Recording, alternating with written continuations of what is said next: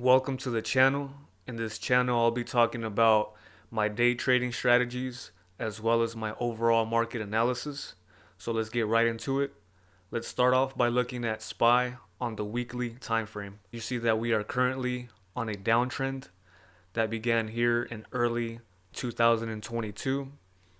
And a year later, we are still currently in this downtrend. We have touched it once, twice, three times, and then a fourth time, and now we are approaching it yet again for the fifth time, right? We can tell that this is strong resistance. Now let's go ahead and take a look at the chart on a monthly time frame.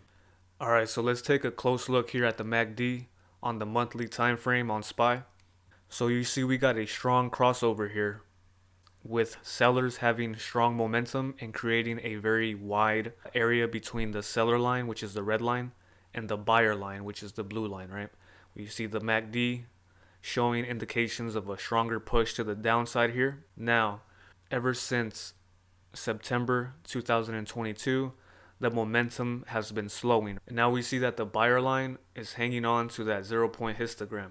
It's right on there. We still have sellers very well in control, as you see that the seller line here and the buyer line, right? There's still a lot of space there, meaning that the sellers are above and have more control over the overall momentum on the monthly time frame. So what I'm looking at here is if these lines cross below this 0-point histogram with momentum, we more than likely are going to have a strong crash or a big continuation to the downside on this downwards trend that we are currently in. And the reason I say that is because the last two times that happened, there was a big crash. Back in 2008 and back in the year 2000. Let's go ahead and take a look at those years. All right, let's take a closer look at the year 2008. So you see we had a major crossover here to end the year in 2007 and to begin the year in 2008.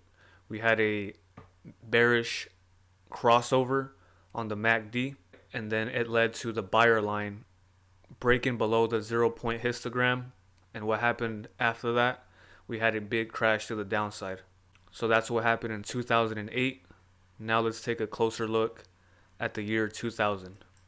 Okay, so now we're looking at the year 2000. You see we had a bearish crossover here in the year 2000, right? It began around September 2000, and that led into this buyer line breaking below the 0-point histogram. It broke below in March 2001. And when that happened, that signified that a major crash was coming. That's exactly what happened. From March 2001, which is when it broke below the 0-point histogram, all the way until the lowest point here in August 2002, we went from 94 on the SPY all the way down to 61. So that was a big crash that we had there. You see that? So that's exactly what I'm looking at currently in the market. Let's fast forward to current price action, and you see that we had that big crossover with sellers well in control, and now we are right on that 0-point histogram. So if we break below that the next couple months, then I do see a big crash coming. And similar to the year 2008 and the year 2001, we have to maintain above this 0-point histogram if you want to have any sort of bullish momentum in the market. But as of right now, if we do break this, I do definitely think we are going to crash. And the next level of support that I see on the monthly time frame wouldn't be until this pre-COVID high right here, around that 310, 320 range.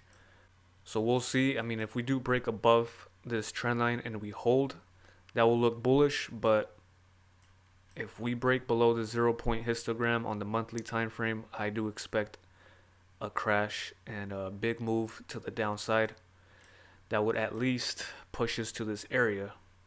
And if we do, we got to see how we react and see if the SPY can hold this area. So, there's no guarantees in the market. I'll definitely do some updates. With the more data you have, the more you can update your market analysis and determine what is likely to happen. So we'll see what happens in the next few months. I'll definitely update on this. If we break below this on the SPY, I do think we'll see a big move to the downside. that should probably push us to this pre-COVID high. I just wanted to share my analysis with you guys. Let me know what you think. Do you agree or disagree? What is your analysis for the market? If you like this video, make sure to hit the like button. Go ahead and comment any questions you may have. And I plan on making videos on my day trading strategy. So if you're interested in that, go ahead and hit the subscribe button. And I'll see you guys on the next video. Thank you for watching.